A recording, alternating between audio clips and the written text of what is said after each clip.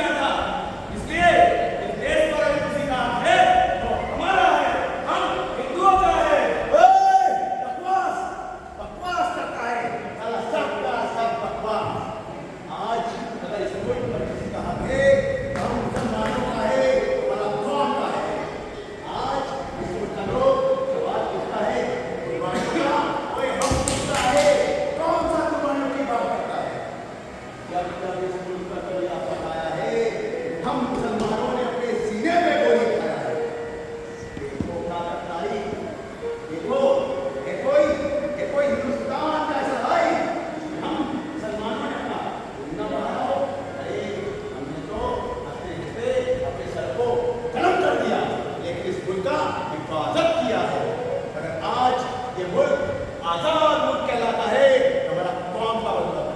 इसलिए अगर इस मुल्क पर किसी का हक है तो हम मुसलमानों का है।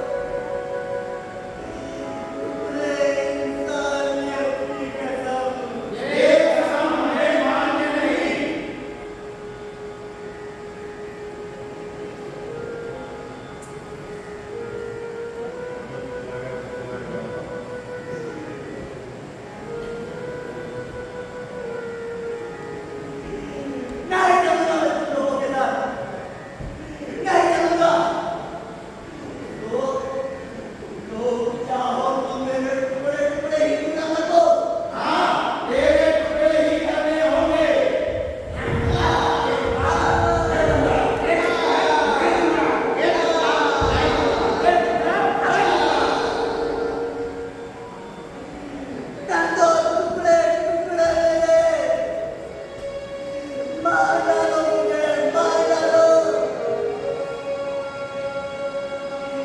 पर मैं अपने आप को कभी जाति के नाम पर बदलने नहीं दूंगा। उस्ताद,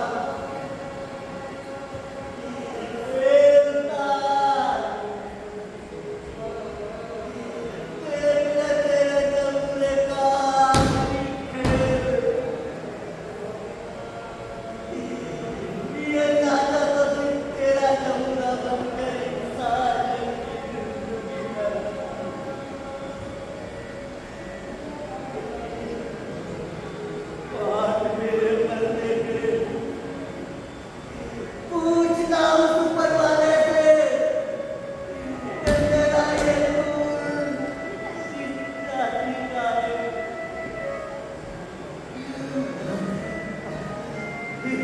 हिंदुस्तान अपने सारे सिक्के मिलेंगे, फिर हम तीनों तेरे खाना खाएंगे,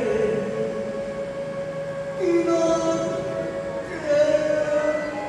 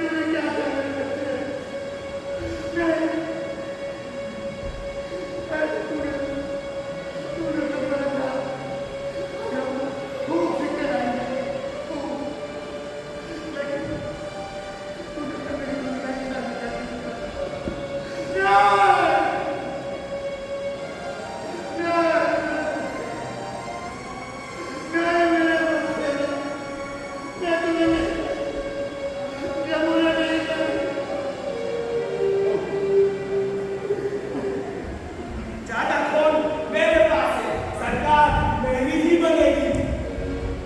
ज्यादा खून मेरे पास है, सरकार मेरी बनेगी। ज्यादा खून मेरे पास है, सरकार मेरी बनेगी। ज्यादा खून मेरे पास है, सरकार मेरी बनेगी। हाँ, बनेगा सरकार। लेकिन इस खून की जाति के बेटा